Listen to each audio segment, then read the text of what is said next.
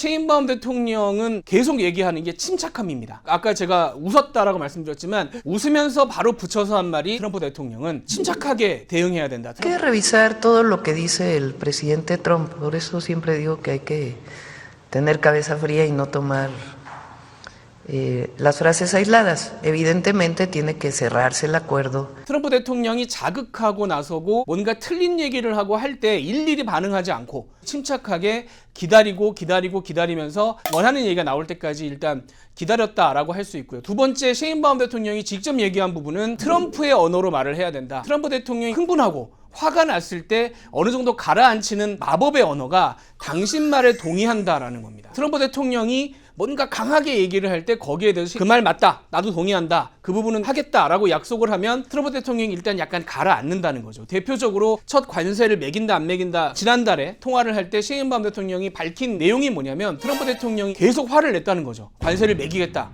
멕시코가 우리를 이용해 먹고 있다 막 얘기를 하길래 셰인바움 대통령이 거기에 대해서 우리는 그동안 마약이 미국으로 넘어가는 걸 상당히 오랫동안 막아왔고 그게 당신네들 기관의 통계로 나와 있다면서 그 통계를 제시했다라는 겁니다. 트럼프 대통령이 얘기하는 마약 문제에 대해서 일단 동의를 했다는 얘기를 내포하고 있는 거죠. 그러니까 당신 말이 맞다. 마약을 우리 쪽에서 끊어야 한다. 그래서 우리가 이렇게 대응을 하고 있고 효과가 있었고 국경에 군대 10,000명을 추가로 보내겠다라고 하니까 트럼프 대통령이 약간 누그러졌다라는 겁니다. 일단 그 부분이 상당히 중요하고 사실은 세 번째가 정말 또 중요한 포인트인데 트럼프 대통령은 칭찬을 해줘야 됩니다. 스포트라이트가 트럼프 대통령에게 가도록 해줘야 됩니다. 그런 점에서 셰인바움 대통령이 국내 기자회견에서 뭐라고 얘기를 하냐면 트럼프 대통령이 나를 굉장히 대우해줬고 그것은 멕시코 국민도 대우해준 것이다 라고 얘기를 하면 이제 멕시코 국민들도 트럼프 대통령에 대한 반감이 좀 사그라들 거잖아요. 아, 우리 대통령을 대우를 해줬구나, 우리 멕시코가 존중을 받았구나. 근데 거기다 셰인바움 대통령이